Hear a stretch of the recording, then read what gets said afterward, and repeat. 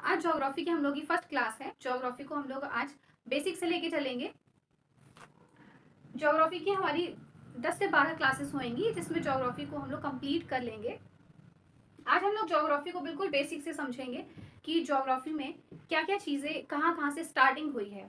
उसके बाद हम नदी, पर्वत, झीलें और मिट्टी, कृषि संबंधी इन सभी टॉपिक्स को हम लोग कंप्लीट करेंगे ज्योग्राफी में।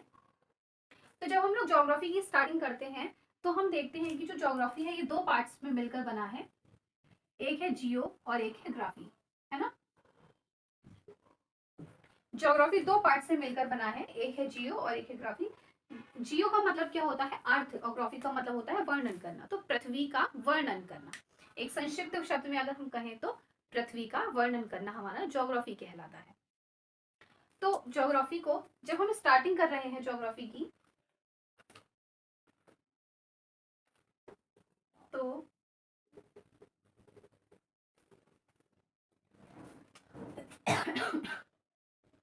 ज्योग्राफी की स्टार्टिंग हम भारत से करते हैं। हम पहले भारत के भूगोल को समझ लेते हैं, फिर हम विश्व के भूगोल पे आएंगे। तो जो भारत है, सबसे पहले भारत के अन्य नाम कौन कौन से हैं? तो भारत को जम्बू द्वीप कहा जाता है, भारत को आर्यव्रत कहा जाता है, भारत को भारत कहा जाता है, हिंदुस्तान कहा जाता है और इंडिया कहा जाता है। तो भारत के जो और भी अदर नेम्स हैं वो कौन कौन से हैं?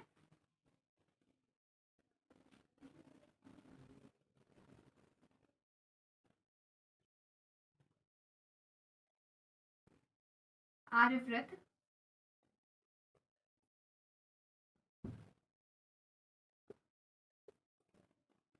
हिंदुस्तान और इंडिया। ठीक है, तो ये भारत के 5 नाम हैं। जम्बूद्वीप, पुराणों में इसका नाम जम्बूद्वीप है, पुराणों में। ठीक है, पुराणों में जम्बूद्वीप है। आर्यव्रत क्यों कहा जाता है? क्योंकि आर्यों का आगमन हुआ है उत्तर भारत में, इसीलिए आर्यों के आगमन से इसे आर्यव्रत भी कहा जाता है। भरत क्यों कहा जाता है? तो जो महान शासक हैं भरत, तो भरत के नाम पर इन्हें भरत कहा जाता है। हिंदुस्तान तो ईरानियों और पारसियों के भारत में आने के कारण इन्हें इसे हिंदुस्तान भी कहा जाता है। और इंडिया जो है ये यूनानी शब्द इंडियो से बना है, तो इसीलिए इसको इंडिया कहा जाता है। तो ये भारत का बेसिक हो गया बिल्कुल। ग्लोब को हम समझते हैं।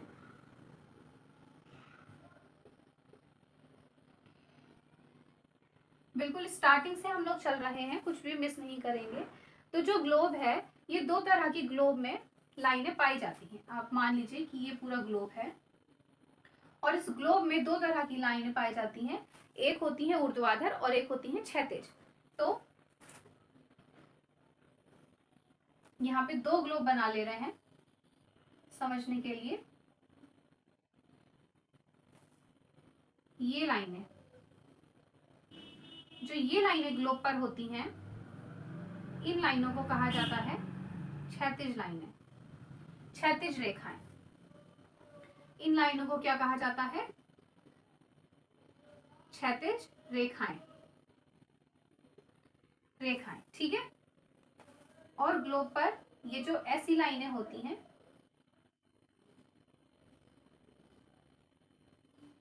तो इन लाइनों को क्या कहा जाता है? ऊर्ध्वाधर लाइन, ऊर्ध्वाधर रेखाएं, ऊर्ध्वाधर रेखाएं। यहाँ पे 90 डिग्री अक्षांश और यहाँ पे भी 90 डिग्री अक्षांश। ठीक है, ये वाली जो लाइन होती है बिल्कुल सेंटर की लाइन, जो एक ग्लोब को दो भागों में बांटती है, इस लाइन को हम बोलते हैं 0 डिग्री अक्षांश रेखा। 0 डिग्री अक्षांश रेखा। सिर्फ 0 डिग्री अक्षांश रेखा नहीं कहते हैं, इसको हम वृहद रेखा कहते हैं, विषुवत रेखा कहते हैं, 0 डिग्री अक्षांश रेखा कहते हैं। तो इसको पहले अच्छे से समझ लेते हैं। ये वाला डायग्राम हम थोड़ा हटा देते हैं अभी। तो जो विषुवत रेखा है, विषुवत रेखा, विषुवत रेखा जो एक ग्लोब को दो बराबर भागों में बांटती है। मतलब ये आपका ग्लोब है और इसको दो बराबर भागों में जो रेखा बांट रही है उसे हम कहेंगे विषुवत रेखा, और विषुवत रेखा को हम 0 डिग्री अक्षांश रेखा,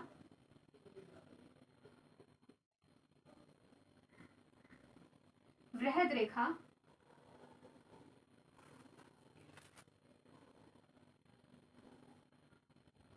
इक्विलेटर,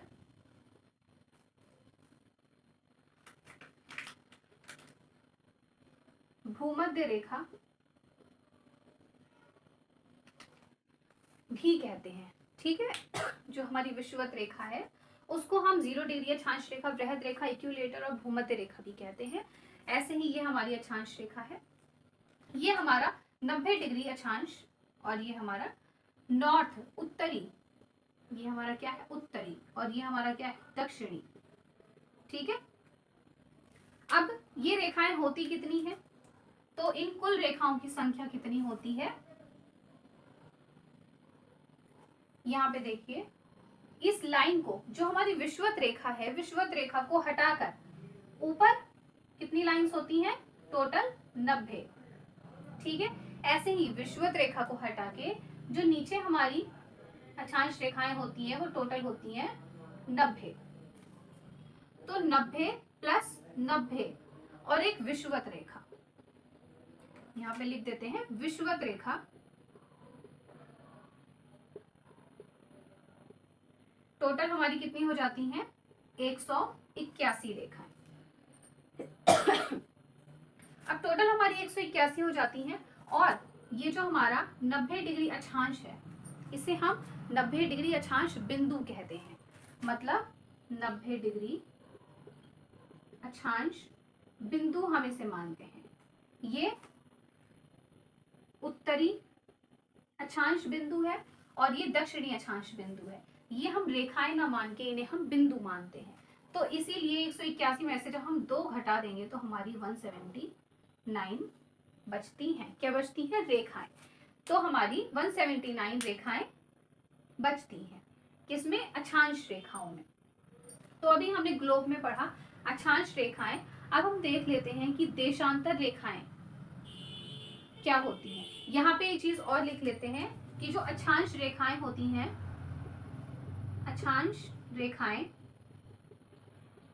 ये कैसे खींची जाती हैं, तो ये पश्चिम से पूर्व, पश्चिम से पूर्व मतलब वेस्ट टू ईस्ट इन्हें ड्रॉ किया जाता है। वेस्ट टू ईस्ट इन्हें ड्रॉ किया जाता है। अगर हम वृहद रेखा की कई बार लंबाई भी पूछ ली जाती है, तो वृहद रेखा की जब हम लंबाई की बात करते हैं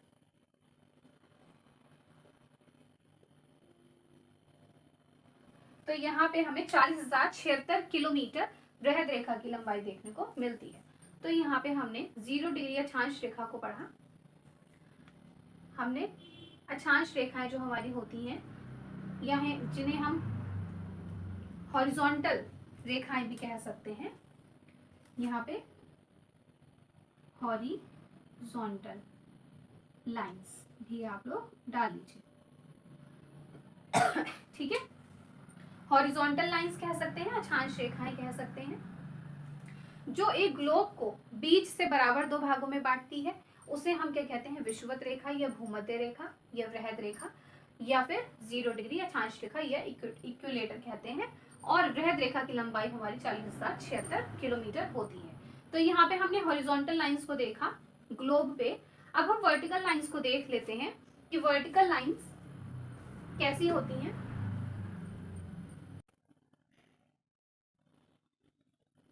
वर्टिकल लाइंस या ऊर्ध्वाधर रेखाएं देख लेते हैं।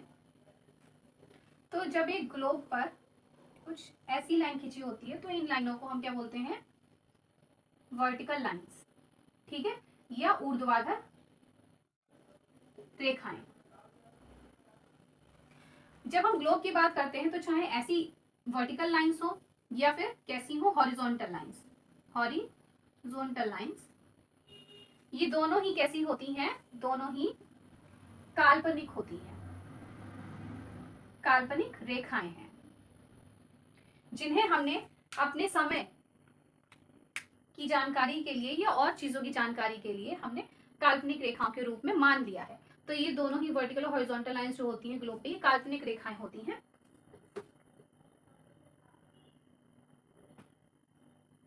जो ऊर्ध्वाधर रेखाएं होती हैं इनकी जो दिशा होती है ये कैसी होती है, नॉर्थ टू साउथ, मतलब ये उत्तर से दक्षिण की ओर खींची जाती है। ठीक है, उत्तर से दक्षिण की ओर इन्हें खींचा जाता है। अब हम थोड़ा सा भारत की स्थिति को देख लेते हैं।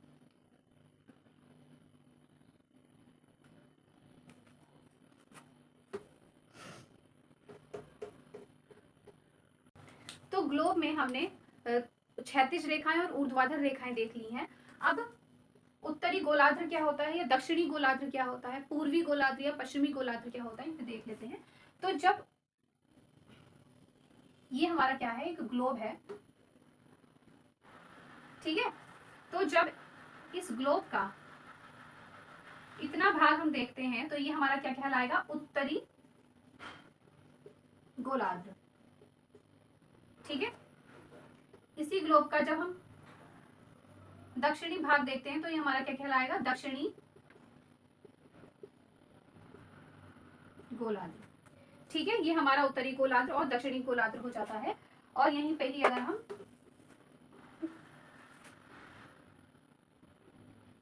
इस भाग को देखें तो ये हमारा क्या हो जाएगा, पश्चिमी गोलार्ध, और इस भाग को देखें तो ये हमारा हो जाएगा दक्षिणी गोलार्ध। ठीक है,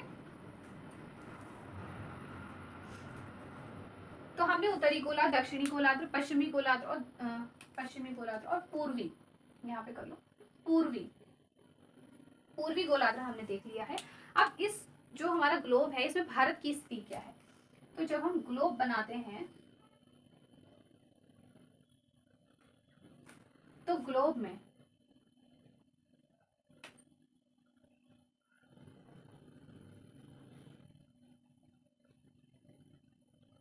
ये यहाँ पे हमें देखने को मिलती है भारत की स्थिति। तो हम कहते हैं कि ग्लोब में भारत की स्थिति क्या है, उत्तर पूर्व की स्थिति है, तो ग्लोब में भारत की स्थिति उत्तर पूर्व की स्थिति है। अब थोड़ा सा हम पॉइंट्स लिख लेते हैं, इंपॉर्टेंट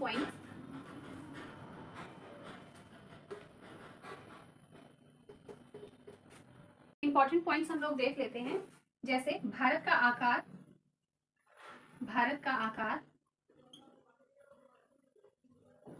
प्रायद्वीपीय भारत का आकार, प्रायद्वीपीय भारत का आकार,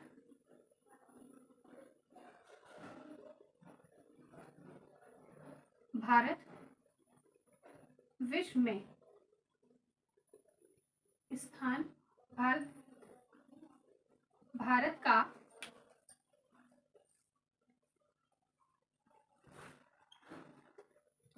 विश्व में भूभाग, भारत का विस्तार कैसे, वेस्ट टू ईस्ट, भारत का विस्तार वेस्ट टू ईस्ट। ऐसे ही भारत का विस्तार नॉर्थ टू साउथ, भारत का विस्तार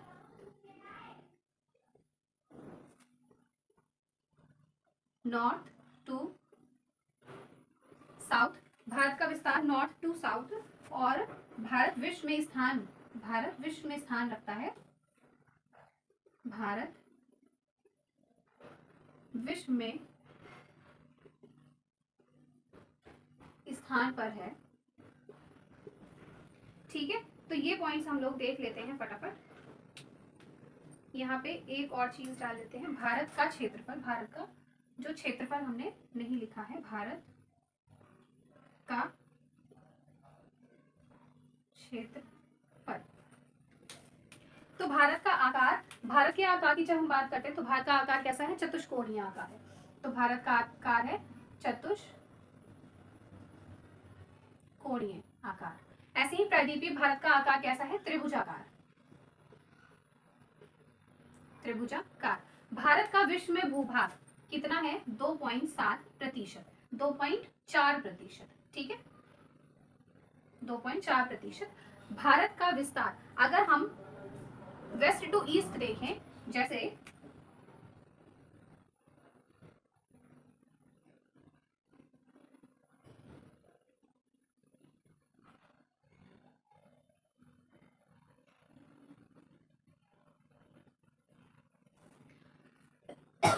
तो अगर हम भारत का विस्तार इस हिसाब से देखें, जब हम नॉर्थ टू ईस्ट भारत का विस्तार देखते हैं तो ये विस्तार है करीबन 29-33 किलोमीटर। कितना है? नॉर्थ टू ईस्ट हमारा है 29-33 किलोमीटर, मतलब 2933 किलोमीटर है। और यही विस्तार जब हम वेस्ट टू ईस्ट, नहीं कुछ गड़बड़ हो गया, ये गड़बड़ हो गया थोड़ा सा यहाँ पे। जब हम भारत का विस्तार वेस्ट टू ईस्ट देखते हैं, भारत का विस्तार जब हम वेस्ट टू ईस्ट देखते हैं तो ये हमारा है 29-33 किलोमीटर। ठीक है, और जब हम नॉर्थ टू साउथ देखते हैं तो ये हमारा है 32-14 किलोमीटर। तो जब हम नॉर्थ टू साउथ देखते हैं तो ये हमारा कितना है? 32-14 किलोमीटर, मतलब 3214 किलोमीटर। भारत विश्व में स्थान रखता है कौन सा? 7वां स्थान है भारत का विश्व में। अभी कमेंट सेक्शन में आप भेजिएगा कि जो बाकी 6 देश हैं वो कौन कौन से हैं, क्रम से, सीरियल वाइज। भारत का क्षेत्रफल कितना है? तो 32,87,263 वर्ग किलोमीटर। ठीक है, तो ये कुछ इंपॉर्टेंट पॉइंट्स हैं जो हमें पता होने चाहिए जब हम भारत को पढ़ रहे हैं। अब हम भारत के दूरस्थ बिंदु को देख लेते हैं।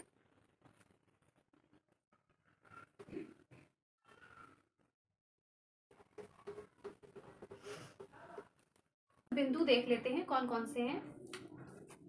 जब हम भारत को 4 डायरेक्शन में बांट लेते हैं, ईस्ट, वेस्ट, नॉर्थ और साउथ, तो ईस्ट में हमें देखने को मिलता है इंदिरा कोल। इंदिरा कोल कहाँ पे है? पीओके में है। ठीक है, इंदिरा कोल ये कितने डिग्री पर है? तो ये हमारा है 37 डिग्री 6 मिनट। कौन सा? उत्तरी अक्षांश, उत्तरी अक्षांश। ठीक है, वहीं हम नॉर्थ में देखते हैं तो ये हमारा कहां तक फैला है? कन्याकुमारी तक। कन्याकुमारी तक ये हमारा फैला हुआ है। और यहाँ पे हम लिख सकते हैं कैप्को मोरिन, या तो हम इसे कन्याकुमारी पढ़ लें या हम कैप्को मोरिन पढ़ लें, एक ही बात है। ये हमारा है 8 डिग्री 4 मिनट। ठीक है, 8 डिग्री 4 मिनट। और ये कहाँ पे है? उत्तरी अक्षांश में, उत्तरी अक्षांश में। यहाँ पे जब हम आते हैं तो यहाँ पे हमें मिलता है गुहार मोती। गुहार मोती ये कहाँ पे है? गुजरात में। कन्याकुमारी यहाँ पे लिख देंगे तमिलनाडु में। कहाँ पे है? तमिल में, तमिल में। ठीक है, तमिल में है, गुजरात में है। और ये हमारा 68 डिग्री 6 मिनट कहाँ पे है? पूर्वी,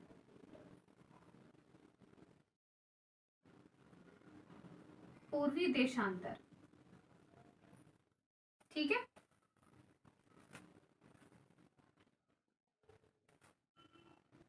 ऐसे ही यहाँ पे हम देखेंगे तो यहाँ पे हमारा मिलेगा किबिथु, जो हमारा कहाँ पे है? अरुणाचल में, अरुणाचल प्रदेश में,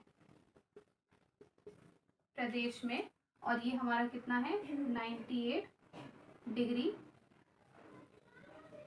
7 मिनट कहाँ पे है? पूर्वी देशांतर में, पूर्वी देशांतर में। तो ये हमें याद रखना पड़ेगा। और इसमें ये चीज देखिए कि ये कहाँ पे है? उत्तरीय अक्षांश में, ये भी उत्तरीय अक्षांश में है। ऐसा क्यों? क्योंकि जब हम भारत की स्थिति देखते हैं ग्लोब में, तो ये हमारा उत्तर पूर्वी क्षेत्र लगता है। तो उत्तरीय अक्षांश होगा और पूर्वी अक्षांश होगा। यहाँ पे इन चारों में से किसी में भी पश्चिमी अक्षांश नहीं होगा। तो क्योंकि ये उत्तर पूर्व की स्थिति है, उत्तर पूर्व की स्थिति है भारत की ग्लोब पर, तो इसीलिए ये उत्तरीय अक्षांश, ये भी उत्तरीय अक्षांश, और ये पूर्वी देशांतर, ये भी पूर्वी देशांतर हमारा लगेगा। यहाँ पे 25 मिनट का, ठीक है। तो ये हमारे भारत के दूरस्थ बिंदु हो गए हैं। लेकिन अगर हम बात करें कि भारत का दक्षिणतम बिंदु कौन सा होता है, तो भारत का दक्षिणतम बिंदु इंदिरा पॉइंट होता है। भारत का दक्षिणतम बिंदु इंदिरा पॉइंट है, जो कहाँ पे है? अंडमान निकोबार में। तो यहाँ पे नोट करके लिख लेते हैं।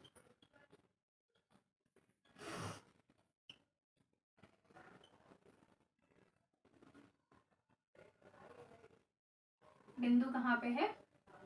दक्षिणतम बिंदु क्या है? इंदिरा पॉइंट है। ये कहाँ पे है? अंडमान निकोबार में, अंडमान निकोबार में।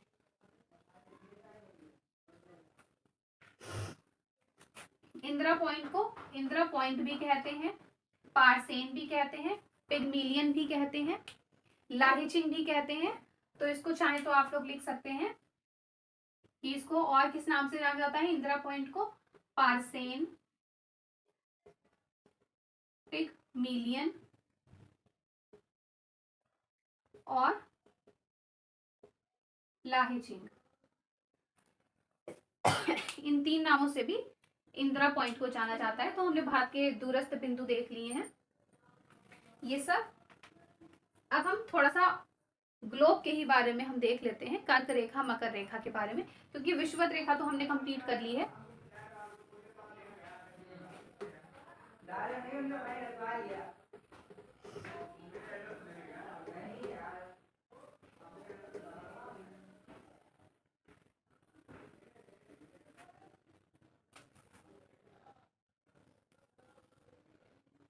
तो ये तो हमारी हो गई विषुवत रेखा, विषुवत रेखा।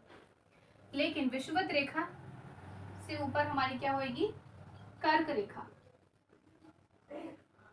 और यहाँ पे हमारी कौन सी होएगी? मकर रेखा, मकर रेखा। तो एक हेडिंग में डाल के लिखते हैं कि कर्क रेखा कौन कौन से देशों से होकर गुजरती है। ये इंपॉर्टेंट क्वेश्चन है और आता है। तो कर्क रेखा देशों से होकर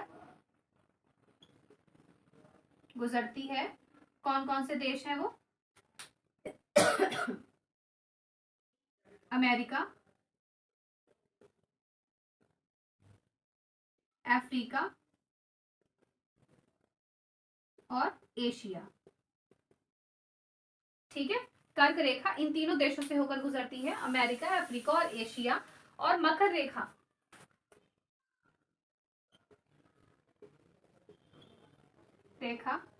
देशों से होकर गुजरती है। तो मकर रेखा कौन कौन से देशों से होकर गुजरती है? तो कौन कौन से हो जाएंगे? अमेरिका,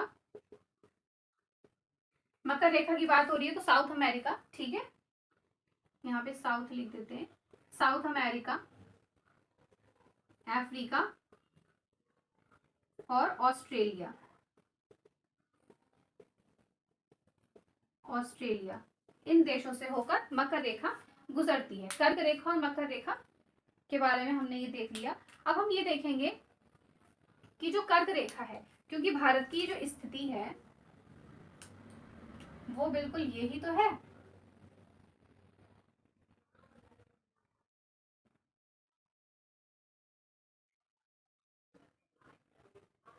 मतलब भारत की जो स्थिति है वो कुछ यहीं पे ही तो है। तो कर्क रेखा भी यहां से गुजरती है। अब हम लोग ये देख लेते हैं कि जो कर्क रेखा है वो भारत के कौन कौन से राज्य से होकर गुजरती है। तो जब हम भारत का मैप ड्रॉ करते हैं,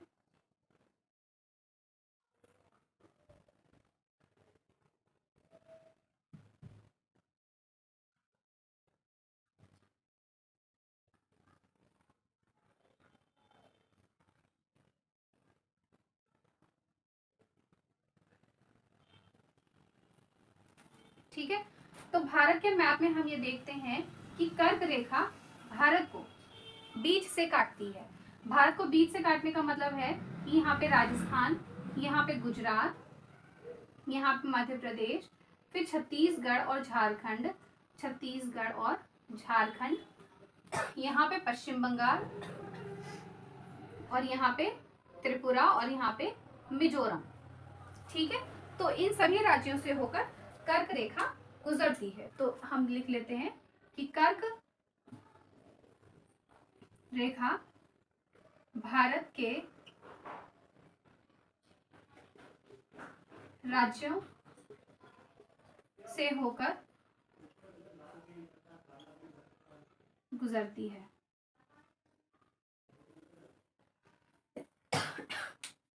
तो कर्क रेखा भारत के कौन कौन से राज्यों से होकर गुजरती है? तो राजस्थान, गुजरात, मध्य प्रदेश, छत्तीसगढ़, झारखंड, पश्चिम बंगाल, त्रिपुरा, मिजोरम। ठीक है, तो कर्क रेखा भारत के इन राज्यों से होकर गुजरती है। ये तो भारत के राज्य हो गए जिनसे होकर कर्क रेखा गुजरती है, लेकिन कर्क रेखा इन्हीं राज्यों में से बहुत सारे नगर हैं जिनके समीप से कर्क रेखा गुजरती है। तो नगरों को भी देख लेते हैं, वो भी इंपॉर्टेंट है।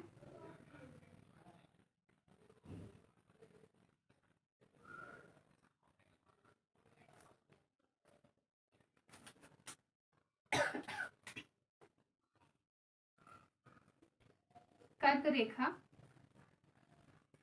भारत के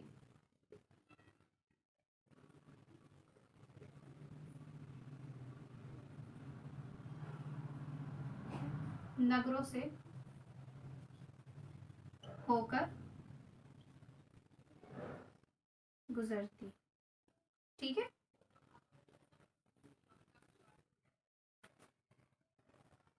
कौन कौन से हैं वो नगर? तो हम कहेंगे गांधीनगर। गांधीनगर कहाँ पे है? गुजरात में। तो जब कर्क रेखा गुजरात में से गुजर रही है तो किसी नगर से होगी तो गुजर ही रही होगी। तो गांधीनगर, उज्जैन,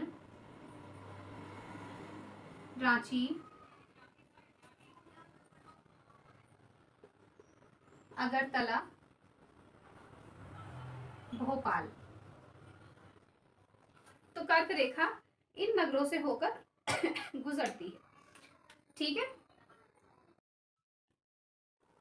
5 राज्य जो समुद्र से और किसी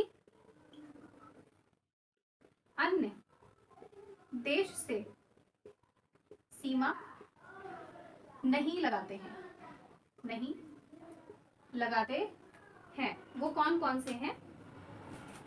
यहाँ पे आपका हो जाएगा हरियाणा, हरियाणा, मध्य प्रदेश, छत्तीसगढ़, झारखंड, और यहाँ पे आपका हो जाएगा त्रिपुरा, सॉरी यहाँ पे आपका हो जाएगा तेलंगाना, तेलंगाना।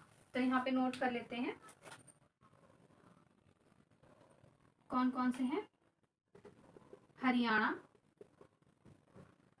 हरियाणा के बाद आपका आएगा मध्य प्रदेश, मध्य प्रदेश,